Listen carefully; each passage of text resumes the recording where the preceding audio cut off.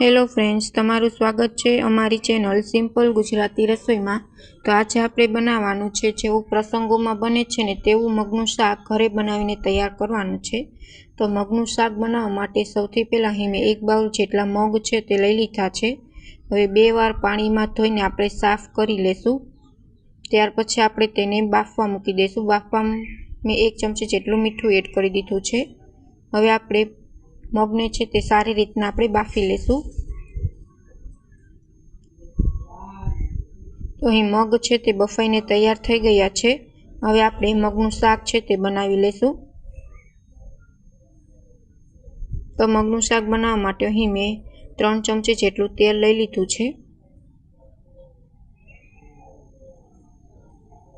તેલ ગરમ થઈ ગયું છે। હવે તેમાં 2 મીઠા લીમડાની ડાળી, મીઠો લીમડો એડ કરશું, 1 ચમચી જેટલું જીરું એડ કરશું, અડધી ચમચી હિંગ, 1 ચમચી હળદર, 1 ચમચી ધાણા જીરું પાવડર અને અડધી ચમચી જેટલો ગરમ મસાલો એડ કરી દઈશું। બધા મસાલા તેલમાં સારી રીતના સતરાઈ જાય ત્યાર પછી આપણે તેમાં અહીં મેં ડુંગળીની ગ્રેવી કરી છે તે એડ કરી દઈશું। ડુંગળી મેં છાણીમાં છીણી લીધી છે। ઝીણી તમે ચાહો તો કટકી કરી શકો છો અને મિક્સર જારમાં તમે ગ્રેવી પણ કરી શકો છો। તો આવી રીતના ખમણીને એડ કરવાથી શાકમાં ટેસ્ટ છે ને તે સારો આવે છે। જો તમે ડુંગળી લસણ ન ખાતા હોય તો તમે સ્કીપ પણ કરી શકો છો। હવે ડુંગળી તેલમાં સારી રીતના સતળાઈ જાય ત્યાર પછી આપણે ટામેટાં એડ કરી દઈશું। અહીં મેં ટામેટાને આખા જ રાખ્યા છે, ગ્રેવી નથી કરી।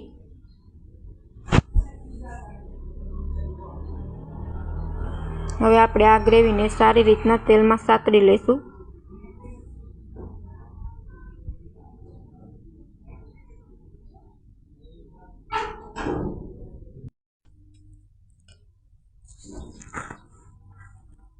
હવે સ્વાદ અનુસાર આપણે મીઠું એડ કરી દઈશું।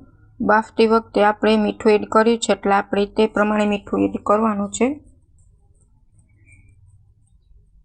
હવે અહીં મેં 1 ચમચી જેટલી ખાંડ લીધી છે। ખાંડ એડ કરવાથી શાક છે તે સરસ ખાટું મીઠું બનીને તૈયાર થાય છે। તો જો તમને ખાંડ પસંદ ન હોય તો તમે સ્કીપ પણ કરી શકો છો। હવે અહીં મેં લસણ પીસીને તેમાં લાલ મરચું પાવડર મિક્સ કરીને લસણવાળી ચટણી બનાવેલ છે તે એડ કરી દીધી છે। લસણવાળી ચટણી એડ કરવાથી શાકમાં ટેસ્ટ છે તે સરસ આવે છે। તો તમારી પાસે લસણવાળી ચટણી ન હોય તો તમે સાદી ચટણી પણ એડ કરી શકો છો।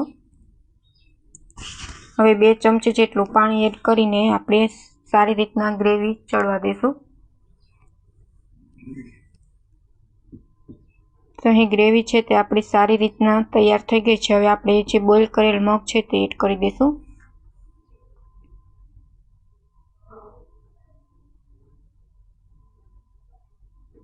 અને સારી રીતના મિક્સ કરી દઈશું।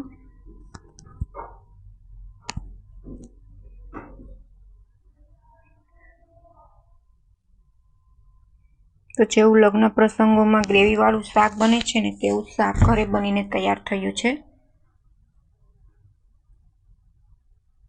હવે ઉપરથી આપણે લીંબુ ઉમેરી દઈશું। લીંબુનો રસ એડ કરવાથી શાક છે તે સરસ ખટ્ટું મીઠું બનીને તૈયાર થાય છે।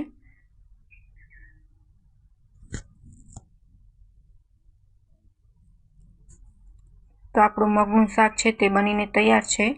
જો તમને અમારી રેસીપી ગમે તો ચેનલને લાઇક કરજો, શેર કરજો અને સબસ્ક્રાઈબ કરજો અને કમેન્ટમાં જરૂર કમેન્ટ કરીને જણાવજો કે તમને અમારી રેસીપી કેવી લાગી। Thank you for my watching video.